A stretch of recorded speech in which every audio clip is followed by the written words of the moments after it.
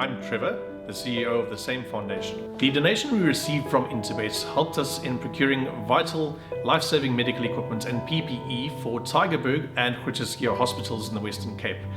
This was while the Western Cape was the epicenter of the pandemic. If you would like to get in touch or assist us in these projects, you can get hold of us on our website, which is www.samefoundation.org.za, Facebook and Instagram or LinkedIn. Race number 4, the first leg of the Pick 6, and the Pick 6 gets underway at 13:35 over the 1,000 meter trip. It is a maiden plate, going to be run over the sprinting trip down the lane at Hollywoodbets Scottsville. We have a replay for you.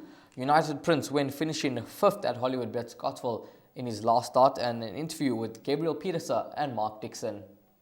Is now starting to respond to pressure. Sieta Gaines on the outside. Vion's Grey trying to close in Kitchikel. United Prince hit the front, but Captain Casey's coming back for more on the inside. Strawberry Bear. Sieta Gaines running on late, but it's Captain Casey for the win. Captain Casey. Sieta Gaines second. Kitchikel, and then came Strawberry Bear. Yeah, look, he's very lightly raced.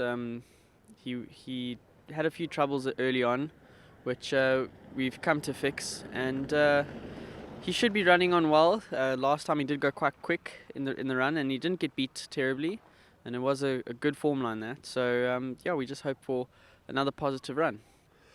Yeah, Global Path, he's produced his best race actually at Scottsville to date, so we've been waiting for 1,000. Obviously this time of the year we begin to take on the younger horses, so it's not easy, but basically he's a battling maiden, but he will win a race. But I think, as I say, with Keegan back in the saddle, I think he's got a decent each way chance on Sunday.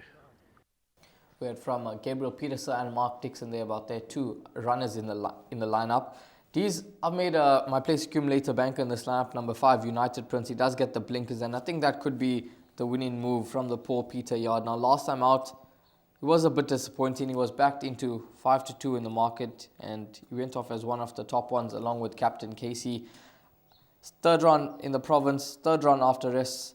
I think he's going to be a fit horse back to the 1,000 meter trip, and blinkers on. I think that he could be the horse that they all have to beat. It's not the strongest of races, hence why I'm leaning towards number 5, United Prince. And I think he's going to give a good account of himself. He was well fancied on debut when beaten behind the filly, who had to concede 2.5 kgs to. Then in his penultimate run, he was a bit lost around the turn at Hollywoodbets Greyville, but he found 1-2 good on the day in the form of Bright Green, who was an impressive winner. And I think he can certainly build on his last start behind Captain Casey. And I'm hoping that United Prince can get it right in the opening leg of the Pick 6. I think you could be right for the place accumulator, Ryle, if the blinkers have the desired effect. I think that is the key there. And it's not something that they're just going to put on the day. They obviously would try it back home, and if it works, it works. Because he ran to a point last time out, you could see that replay, and then he just found nothing over the final 150 meters, finishing out of the top 4. He's proving frustrating to follow as well. That penultimate start that you speak of, he actually hit the rail, and things went horribly wrong for him around the turn at Hollywoodbets Greyville, and he still managed to run a good race. So let's see how he goes. This horse, Stanley Park, you'd think that he has a few lengths to make up with United Prince on that run behind Bright Green, who came out to run a decent 5th in the Golden Horseshoe on Hollywoodbets Durban July Day.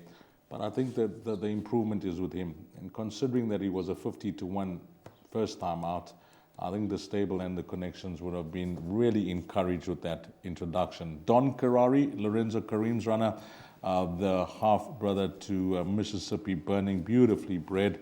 We heard it from Gabriel Peterson there. I think there's more improvement to come from that horse. And then the most interesting runner of them all is a horse that's coming off an 8.5-month break. That's Winter Pearl.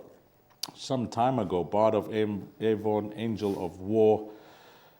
This is the type of horse that if fitness is on his side, and De Kock can usually get them close to being ready to win coming off a break.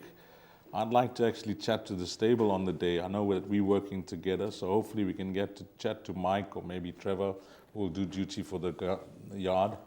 And we'll see what they can tell us, because I'm very interested to know how ready this horse is, number 3, Winter Pearl.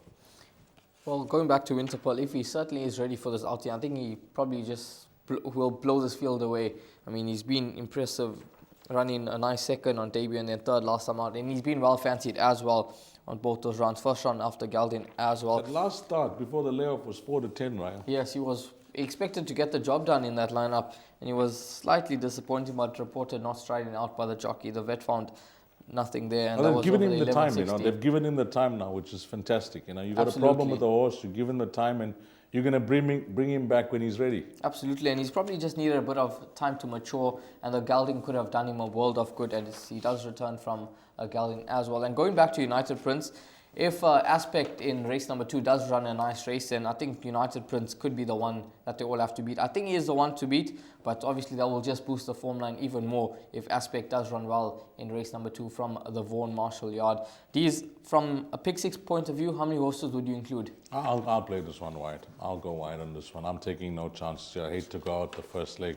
Now, if I had to narrow down my selections on this show, 3 in numerical order, it'll be 3, 4, 5, and 13 will be the obvious horses, the 4 horses, and possibly just wait and see on the day if there's money for anything else, and then possibly include a horse that's been supported. But I think those 4 horses should be good enough. Indaka has had many chances. 9, I heard it from Mark Dixon, also has had many chances. I think the improvement is with these other horses. If I had to pick out one horse that will keep me interested, it's a stable companion to number 13, number 8, Vians Grey. Well, you have heard it from Dees. He's going to go with 4 horses in the first leg after pick 6. And in terms of the place accumulator, I'm going to bank at number 5, United Prince. My name is Beston. I live in Cape Town. Also, I do delivery. Interbet helped me to realize my dreams. Now I have my own delivery vehicle, and I'm able to do the removal in and around Cape Town.